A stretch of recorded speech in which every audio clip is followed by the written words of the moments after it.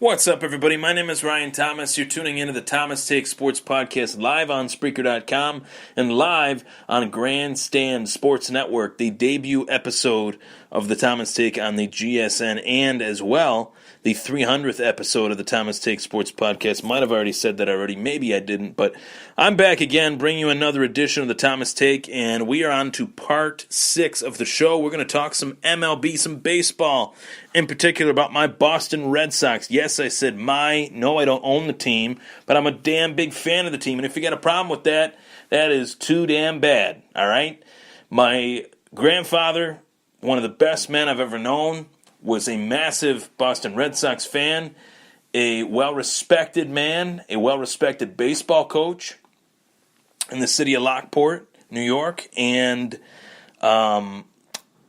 he made me a Red Sox fan. He made me a baseball fan. He made me a baseball player. So that's why the Red Sox are my team, and they always will be.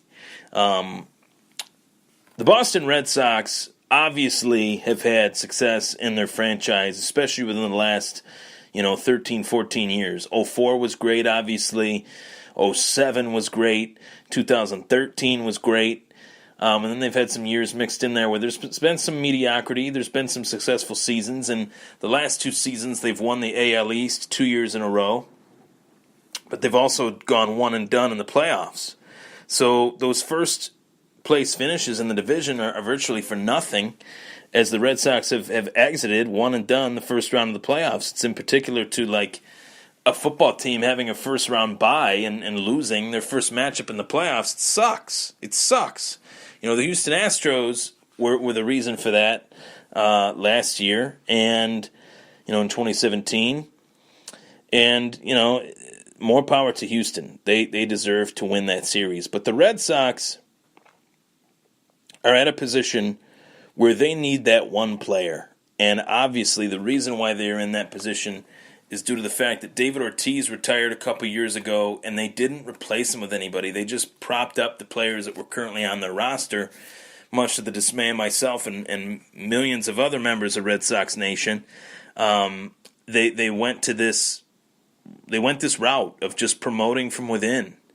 And there's a guy out there by the name of J.D. Martinez who played for Detroit when Red Sox GM Dave Borkowski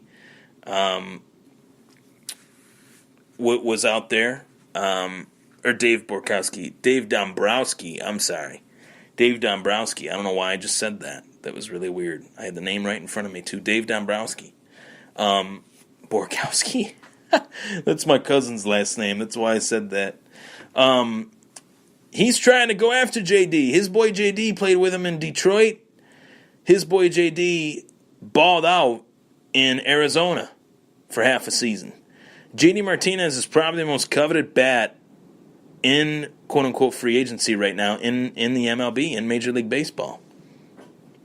So the Red Sox are trying to go after him. They know that they need this guy based on the fact that David Ortiz retired and they haven't really replaced him with anyone. They also know that they were last in runs, last in home runs in the season this season, and their arch rival, the New York Yankees, added a big power bat in Giancarlo Stanton.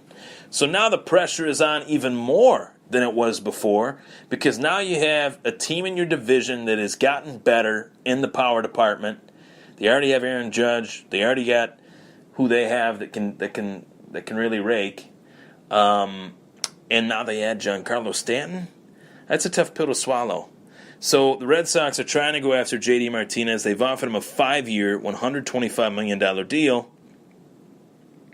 And unfortunately for the Boston Red Sox, the agent of J.D. Martinez is Scott Boras, one of the biggest slime balls in professional sports. Scott Boras milks every team dry if they feel the need to go after one of his free agents that he owns, that he is an agent of, one of his clients, I should say. And I can go back to 2005. I can go back to the Red Sox with Johnny Damon. Remember that? Remember Johnny Damon, a folk hero in Boston? He had the long mane, the long beard. Women loved him. Men wanted to be him. He was a rock star, a true icon of the Boston Red Sox 2004 team. The Red Sox offer him I believe it was a 3-year deal. And 3-year deal for $36 million. Boras wanted 5 years. And more money, obviously. So Johnny Damon is kind of leaving his negotiation to Scott Boras, saying, Scott, you're going to get me the most money possible. I'm going to sit back, watch, enjoy the show, get my popcorn ready, and put my feet up. And Scott's like, okay, well, I'm going to get you the most money because that's what you asked me to do. You didn't ask me to stay in Boston. You just said, iron this out. I'm ironing this out for you right now. I'm going to make sure that you get the most money for the best years possible. We want 5. We'll settle for 4. Take a wild guess who swoops in. The New York Yankees.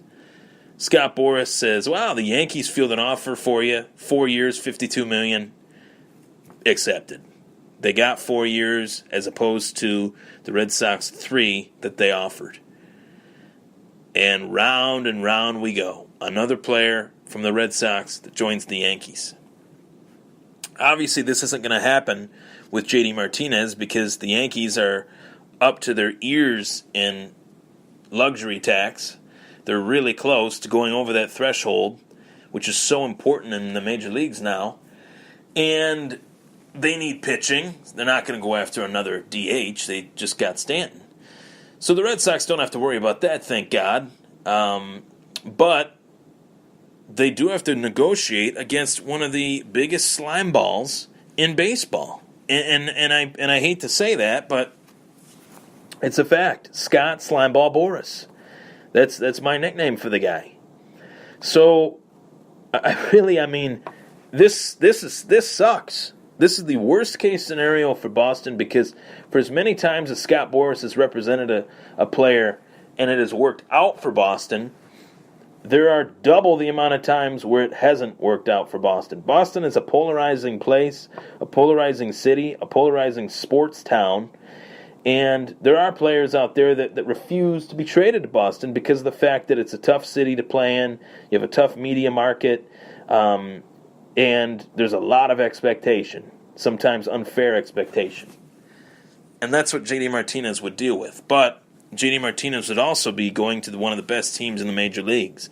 A team, as I said, that expects a lot and is willing to pay for the effort from one J.D. Martinez.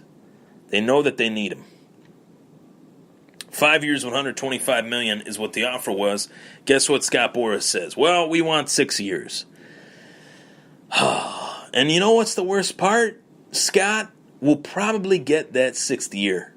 And the worst part is, it might not be from Boston. I'm Ryan Thomas. That was the Thomas Take Sports Podcast, the Boston Red Sox versus Scott Boras. Take care, everybody. Scott Slimeball Boras. Take care, everybody.